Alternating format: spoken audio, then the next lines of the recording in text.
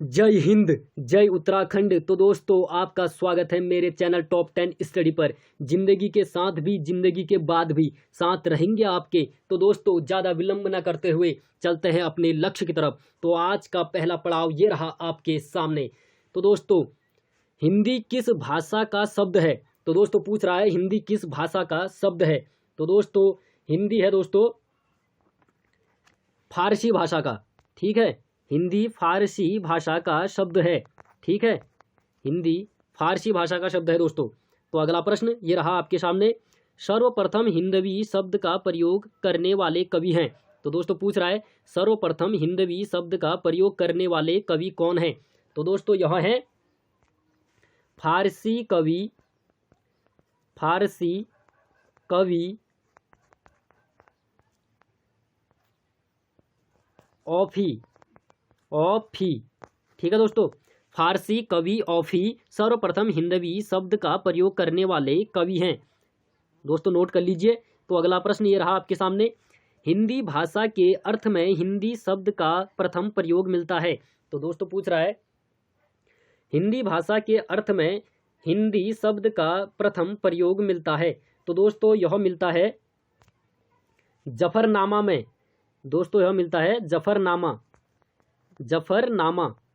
जफरनामा में दोस्तों सर्वप्रथम हिंदी भाषा का प्रयोग मिलता है दोस्तों। ठीक है, हिंदी शब्द का। तो अगला प्रश्न ये रहा आपके सामने। आकृति या रूप के आधार पर हिंदी भाषा है। तो दोस्तों पूछ रहा है आकृति या रूप के आधार पर हिंदी भाषा है। तो क्या है दोस्तों? यह है दोस्तों वियोगात्मक भाषा। ठीक है, आकृति या रूप के आधार पर हिंदी भाषा है वियोगात्मक। ठीक है दोस्तों। तो अगला प्रश्न ये रहा आपके सामने। भाषा परिवार के आधार पर हिंदी किस परिवार की भाषा है? तो दोस्तों पूछ रहा है भाषा परिवार के आधार पर हिंदी किस परिवार की भाषा है? तो दोस्तों यह है भारोपीय परिवार की, भारोपीय परिवार की भाषा है दोस्तों हिंदी। ठीक है। तो अगला प्रश्न ये रहा आपके सामने। हिंदी भाषा के विकास का क्रम है। तो दोस्तों पूछ रहा है हिंदी भाषा के विकास का क्रम है। तो दोस्तों सर्वप्रथम आई थी संस्कृत। आपको पता ही होगा दोस्तों, सर्वप्रथम संस्कृत आई, फिर आई थी दोस्तों पाली, और फिर आई थी प्राकृत, फिर आई थी दोस्तों अपभ्रंश,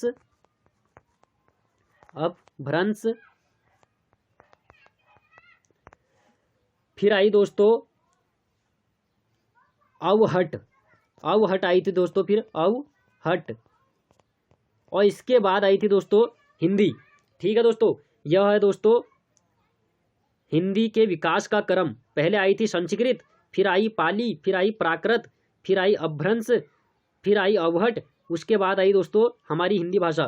ठीक है। तो अगला प्रश्न ये रहा आपके सामने। वैदिक संस्कृत का समय माना जाता है। तो दोस्तों पूछ रहा है वैदिक संस्कृत का समय माना जाता है। तो दोस्तों यह माना जाता है 2000 ईसा पूर्व से 800 ईसा पूर्व तक, 800 ईसा पूर्व तक का दोस्तों वैदिक संस्कृत का समय माना जाता है। 2000 ईसा पूर्व से 800 ईसा पूर्व तक। तो अगला प्रश्न ये रहा आपके सामने। वैदिक संस्कृत भाषा के परिमार्जित रूप लौकिक संस्कृत का सर्वाधिक मान्य व्याकरण किसने तैयार किया? तो दोस्तों पूछ रहा है वैदिक संस्कृत भाषा के परिमार्जित रूप लौकिक संस्कृत का सर्वाधिक मान्य व्याकरण किसने तैयार किया? तो दोस्तों यह किया था पाणिनि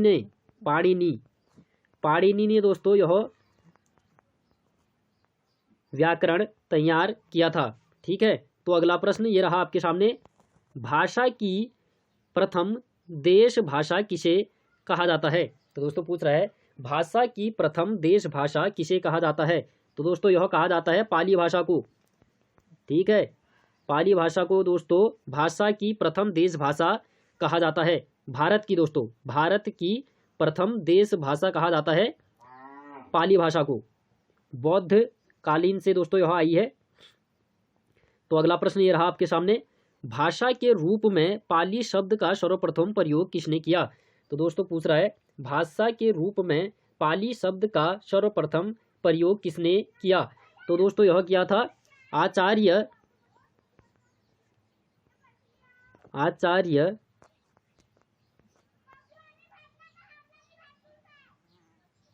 बुद्ध घोष।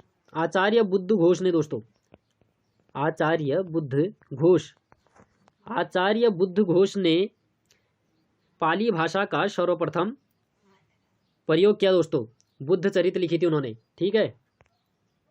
तो अगला प्रश्न ये रहा आपके सामने, बुद्ध के उपदेशों तथा बौद्ध ग्रंथों की मुख्य भाषा थी। तो दोस्तों पूछ रहा है बुद्ध के उपदेशों तथा बौद्ध ग्रंथों की मुख्य भाषा थी। तो दोस्तों यह थी पाली भाषा। पाली भाषा थी दोस्तों बुद्ध के उपदेशों में, और बौद्ध ग्रंथ की मुख्य भाषा थी पाली भाषा। तो अगला प्रश्न ये रहा आपके सामने, सबसे पुरानी प्राकृत किस भाषा को कहते हैं? तो दोस्तों पूछ रहा है सबसे पुरानी प्राकृत किस भाषा को कहते हैं? तो दोस्तों यह कहते हैं पाली भाषा को। पाली भाषा को दोस्तों सबसे पुरानी प्राकृत भाषा कहते हैं। तो अगला प्रश्न ये रहा आपके सामने, पाली भाषा की समय सीमा है। तो दोस्तों पूछ रहा है पाली भाषा की समय सीमा है दोस्तों, यह है 500 ईसा पूर्व।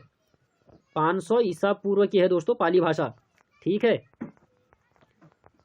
तो अगला प्रश्न ये रहा आपके सामने, भाषा विज्ञानियों के अनुसार प्राकृतों के कितने भेद पाए जाते हैं?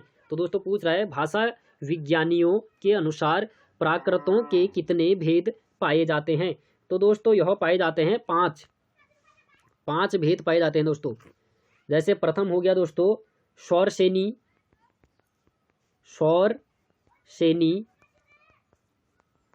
पैचासी,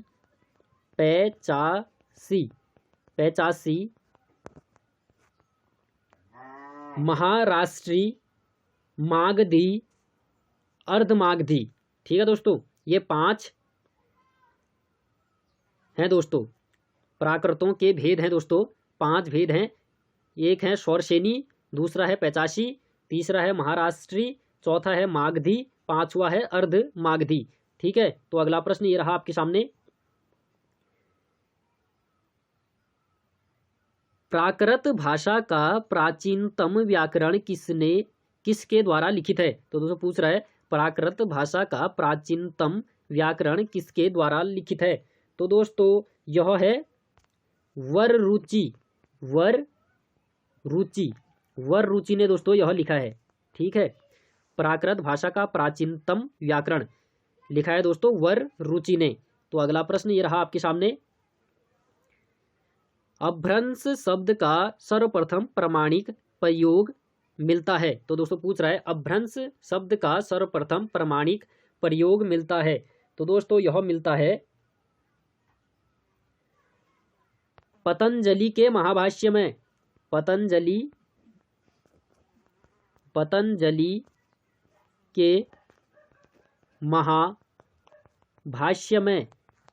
के महाभाष्य में दोस्तों अभ्रंश भाषा का प्रयोग मिलता है। तो अगला प्रश्न ये रहा आपके सामने, हरियाणवी बोली का अन्य नाम है। तो दोस्तों पूछ रहा है हरियाणवी बोली का अन्य नाम है। तो यह है दोस्तों बांगरू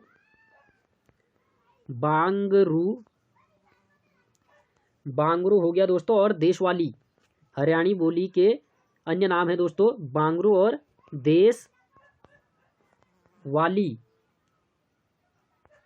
देशवाली, ठीक है। तो अगला प्रश्न ये रहा आपके सामने, राजभाषा से संबंधित अनुच्छेद है। तो दोस्तों पूछ रहा है वह अनुच्छेद कौन सा है जिसमें हमारी भारत की राजभाषाएं सम्मिलित हैं। तो दोस्तों वह अनुच्छेद है अनुच्छेद 343 से अनुच्छेद 351 तक, ठीक है दोस्तों। अनुच्छेद 343 से अनुच्छेद 351 तक के अनुच्छेद में दोस्तों भारत की राजभाषाएं सम्मिलित हैं। तो अगला प्रश्न ये रहा आपके सामने, मूल संविधान के 8वीं अनुसूची में मान्यता प्राप्त भाषाएं हैं। तो दोस्तों पूछ रहा है संविधान में दोस्तों वैसे तो 12 अनुसूचियां हैं और पूछ रहा है 8वीं अनुसूची के बारे में, तो उसमें कितनी भाषाओं को मान्यता प्राप्त है। तो दोस्तों यह है 22 भाषाएं। 22 भाषा ऐसी भाषाएं हैं जिनको मान्यता प्राप्त है दोस्तों मूल संविधान में। तो अगला प्रश्न ये रहा आपके सामने, पंडित कामता प्रसाद गुरु के अनुसार मूल वर्ण है। तो दोस्तों पूछ रहा है पंडित कामता प्रसाद गुरु के अनुसार मूल वर्ण है। तो दोस्तों कितने हैं वर्ण बताइए। तो दोस्तों यह है 43 वर्ण है दोस्तों। पंडित कामता प्रसाद गुरु के अनुसार वर्णों की कुल संख्या है 43। ठीक है दोस्तों, नोट कर लीजिए इसे। तो अगला प्रश्न ये रहा आपके सामने, वर्णमाला में स्वरों की संख्या कितनी है। तो दोस्तों पूछ रहा है वर्णमाला में स्वरों की संख्या कितनी है। तो दोस्तों यह है 11 स्वर हैं दोस्तों वर्णमाला में। ठीक है, तो अगला प्रश्न ये रहा आपके सामने, ध्वनि यंत्र है। तो दोस्तों ध्वनि यंत्र के बारे में पूछ रहा है दोस्तों। तो क्या है दोस्तों, हमारे शरीर के वह कौन से भाग हैं जहां से ध्वनि उत्पन्न होती है।